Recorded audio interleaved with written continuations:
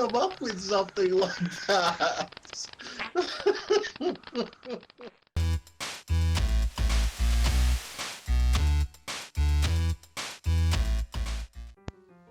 Why, hello everyone, and a big hello to all the Flip the Table podcast fans, and welcome to 90s Tastic. Today I have something a little different to talk to you guys about. We're going to talk about board games. So, even if this channel usually focuses on retro stuff, um, you should quickly understand why I decided to talk about this game as I explain the rules. So, with Thanksgiving and the holidays that are on their way, you might want to consider bringing a little something new to the table this year and introduce this simple dice game to your friends and your family. So, who knows, you might even turn some of them into board gamers. So, today the game I want to talk about is a game called Roll Estate. So, it's a print and play dice rolling game. It's only $3 at the print and play arcade website. And for $3, you will get access to the rules as well as 4 different scoring sheets. So you get 2 black and white versions as well as two that are in full color. And once you order the game online, you will get access and you will have to print a scoring sheet. After that, you just need to grab 5 dice, grab a pencil, and you'll be good to go. So this is actually one of the main reasons why I can recommend this game. As you guys can see, it packs small. However, you're going to get many hours of fun and entertainment out of it. So how do you play this game? I'm going to give you guys just an overall of the rules. Again, this is a quick overview. I'm not going to go through all the details.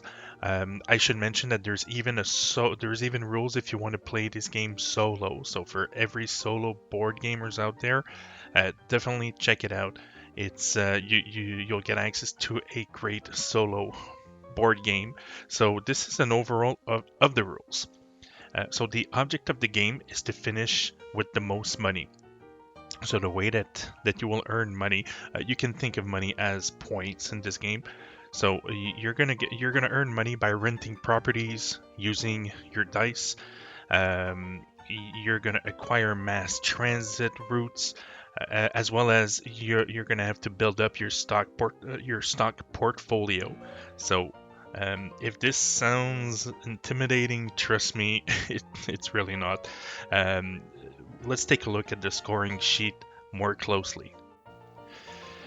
Alright, so first we have rental properties. So on your turn, you will start by rolling the 5 dice.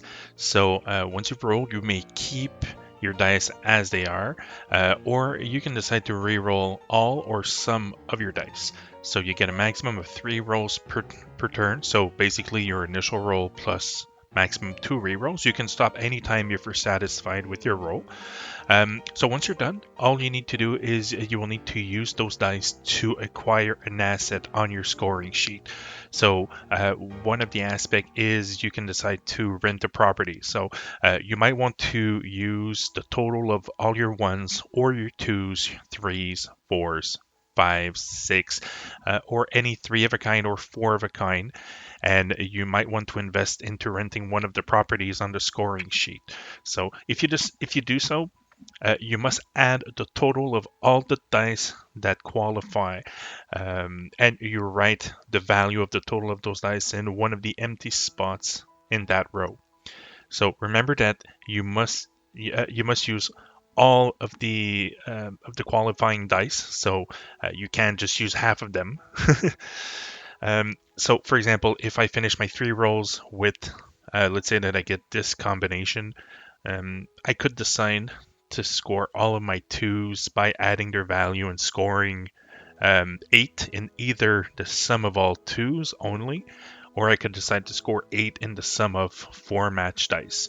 So here's where the strategy comes into play.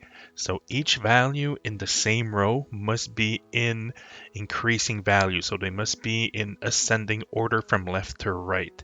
So not only you must decide in which area you want to concentrate, but you also have to make sure that you don't accidentally block yourself out from completing your whole set. So each player used their own score sheet to keep track of their own assets. However, the first player who claims a complete set of either 2 or 3 in a row, they will get an additional bonus.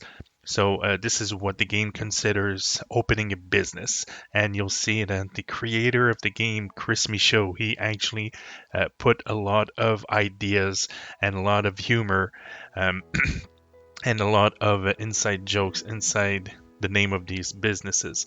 So, so yes, higher value set may be tempting on completing. However, players are rewarded for completing sets quickly. So, lower value sets might be worth more for you in the long run. So if you prefer not to invest in renting a property, you may also decide instead to acquire a mass transit line. So these mass transit lines are basically a sequence of 4 dice that lets you grab one of the transit lines. Remember that each one of these lines is unique. So once a player grabs one, all other players, they must cross it off from their scoring sheet and they won't be able to grab it. So again, this is a race and you're trying to grab as many as possible. So the more transit routes you grab, the more points you will score at the end of the game. So lastly, you may decide to invest into your stock portfolio. So at any time after you've done rolling your dice, you may decide to total the value of all your dice and simply write that value inside the liquid assets box. So this will give you bonus points at the end of the game. However, if during one of your rolls you manage to roll a sequence of 5, so we're talking 1 2 3 4 5 or 2 3 4 5 6, you may decide to check either the Darrow or the Magi index box.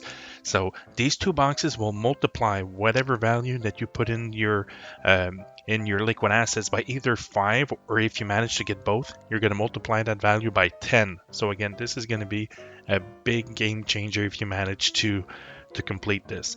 The only thing is make sure, just be careful though that you don't finish the game with both boxes ticked off, but forget to put anything in your liquid asset.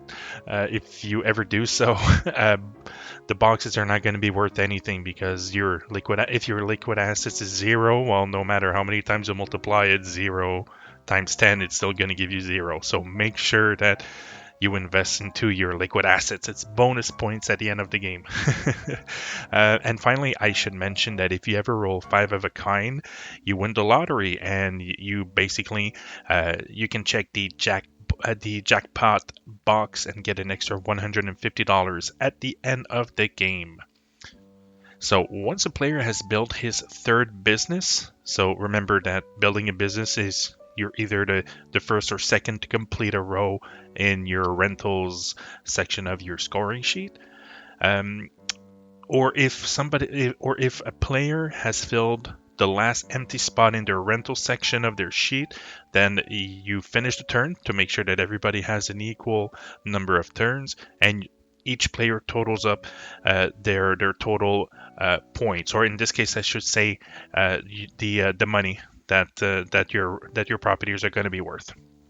So again, this was just a quick overview. I did not go through all the rules. As I mentioned, there's an excellent solo mode, and there's some special rules if you play 2 players instead of 3 or 4. But this should give you a general idea on how to play, and also if this is something that you would like to check out. So as you can see, very simple rules that are easy to understand. And it quickly becomes obvious that the creator of the game, Chris Michaud, he seems to have found a perfect mix of Yahtzee and Monopoly, which are games that even non-gamers they can easily identify to. So again, this is a gem of a game, highly recommended. So make sure that you look into Roll Estate right now, and trust me, it will be well worth the $3. It's going to be the best $3 that you'll have spent, and you'll have a wonderful game at your disposal. So again, highly recommended. Get it now.